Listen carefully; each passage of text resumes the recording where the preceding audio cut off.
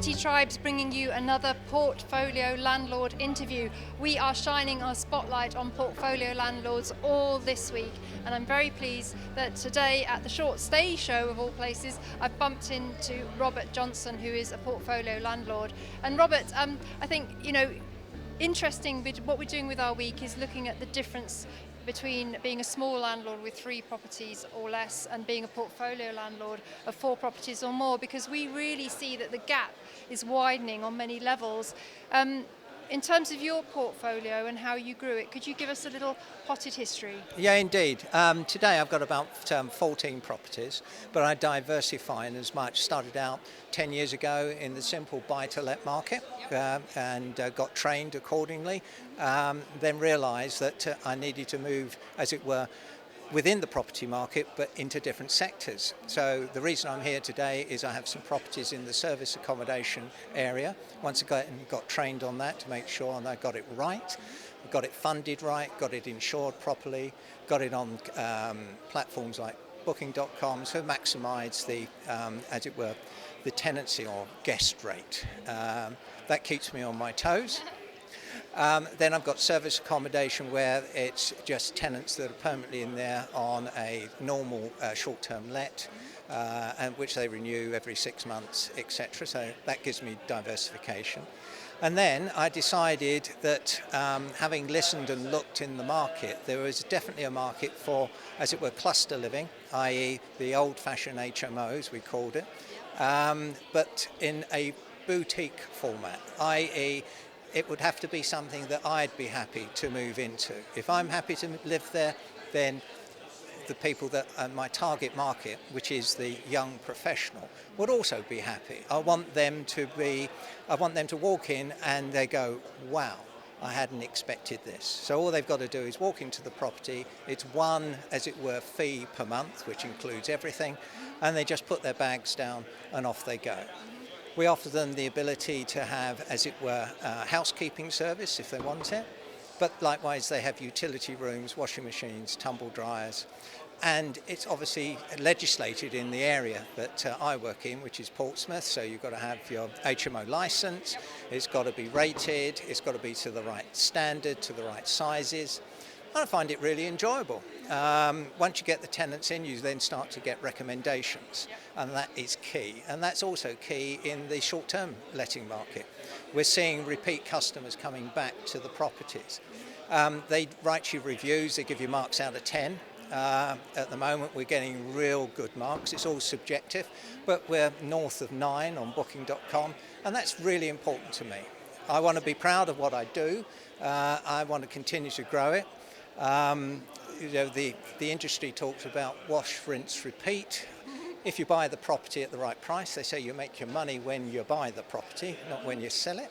So if you do that, add value to it, you can then refinance it and then use that cash to move on to the next one. And that's been my theory and also my practice, because I don't have shed loads of money, but I've got one pot which I use and it works very well. Indeed, and I would say that strategy of adding value through forcing the appreciation, refinancing, that's probably one of the easiest ways to grow, certainly in the current market conditions. But if I could take you back to how you started out with your single occupancy buy-to-let, do you think that it's very important for newcomers, even if they are thinking of building a large portfolio, to start with single occupancy buy-to-let and hone their craft and their tenant management skills? I worry that some people come to the sector and they want to dive straight into HMOs. What's your advice there?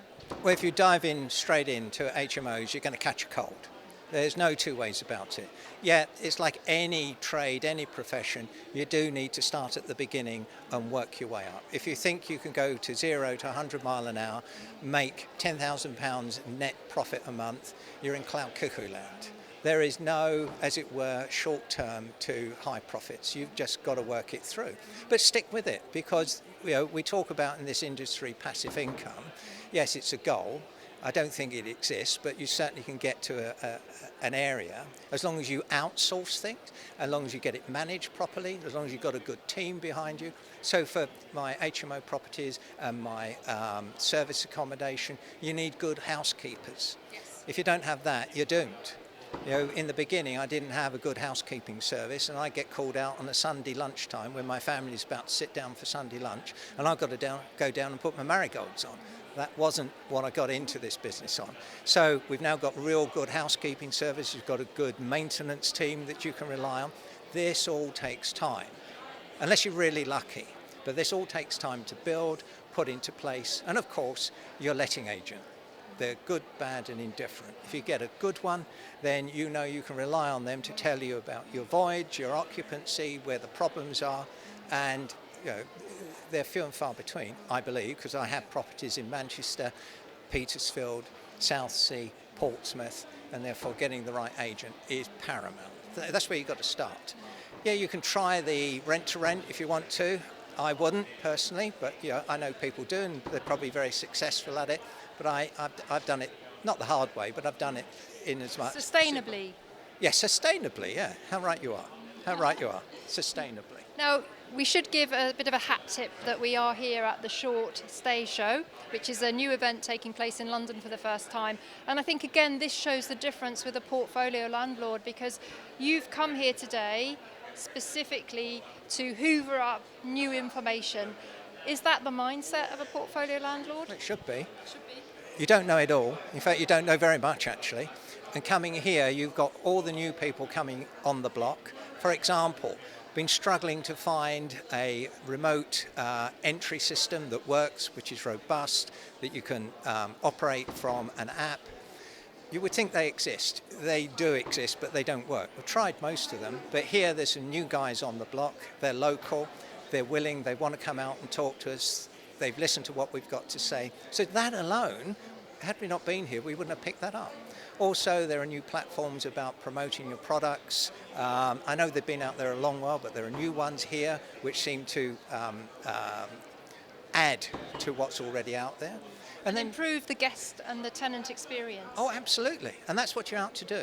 What you've got to do is put a smile on the face of your tenant, your short-term guest, and your HMO guest, for want of another word. If you can't do that, the Booking.com did a survey, and they said most of their clients were looking for technology. I think they quoted 47%. However, they also said they needed the interpersonal skills of the manager as well. When something goes wrong, can they ring them up, find out, I've got an issue here, and they like that. And we do that.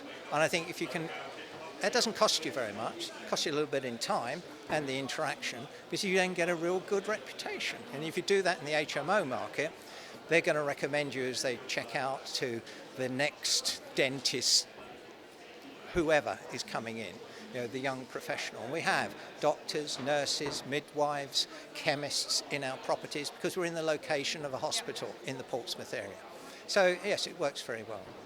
I think some portfolio landlords are tempted to scale up too quickly, and there's danger inherent in doing that. What I'm taking away from you is that you've done it in a very sustainable manner, and it sounds to me as if you've gone for quality, not quantity, and that's obviously worked for you. You've found your niche, and you've really done it very, very well. Well, thank you for that. I'd like to think so. You hit on the key word, found my niche. I like to, it was on one of your earlier videos, somebody mentioned niche within a niche. Within our HMO market, it is a niche within a niche. It's people who will pay the premium to have a premium product. So we're not targeting it people who are going to pay, as it were, whatever the figure is, and accept the quality that you get. They're going to walk into a boutique-style room, and they're going to feel very comfortable. Also, we've got to match the people who are in the properties. If you create harmonious households. Yes, because it costs you a lot of time and effort to sort that out if there's friction between, as it were, the guests within your HMO. So the property manager does that at the time of interview, and so far so good. I think the other thing about portfolio landlords, and I've met quite a few of them over the course of the years in these interviews, is they're always looking to just look for the angles, but also to better what they've done previously. I think the mindset of a portfolio landlord is always looking to improve. Oh, absolutely. If you're not looking to improve, it's like everything in life. If you're not looking to continue your education, you're dead in the water. And it doesn't become fun then, it's mundane, and that's why I'm here today, to learn about what's new in the market. We'll take away 1, 2, 3 real key ideas from here today. We will implement them. For example, there's a monitoring system that I've been looking for, which is passive. It doesn't interfere with the tenant, but it will tell you if they've left the shower on and walked out, whether the heating's on, and things like that. And you can monitor it and deal with it. But it's not intrusive. You can't hear what's going on, but you can hear if there's, or the app will tell you if there's a lot of noise going on, and you specifically say you can't have parties in the property. You'll be alerted something's happened there. So yeah, didn't know about that, and it's so easy to install. We've been waiting for something like that. So when I go home this evening, I shall be ordering one up. It's a show discount, and we're going to trial it in our South Sea service accommodation and see how it works. And if it really works, we'll push it out across the board. Well, that sounds to me, it comes under the banner of kind of risk mitigation. And Yep. I think, again, portfolio landlords, they think about the risks and how they can mitigate them far more probably than a small landlord, because in some ways there is more risks, more tenants, more properties, etc. Just as we finish though here, what would be your one tip for somebody that kind of aspires to be a portfolio landlord, to grow a large portfolio? Okay. The thing is to get properly educated as to how to approach this market when talking to estate agents, where you're going to actually source your properties, then talking to key managing agents who are going to look after your property, and then moving up to the next level as regards how you're going to finance it. Write the pros and cons. Are you actually the right candidate, the right psyche to be a landlord? How much you want to do it yourself? How much hands off? Because believe me, when you actually start to do it, it'll be nothing like you expected, and things will happen which you hadn't anticipated. But you have to take responsibility for it. Yes. So don't rush at it. But yeah, if you want to do it, if you've got to have a passion. I think maybe my passion's coming over in this interview. If you've got a passion, it will work because you'll work through the problems. I'm not saying there are problems, but yeah, if you want to do it, get in amongst it. And it's great business to be in.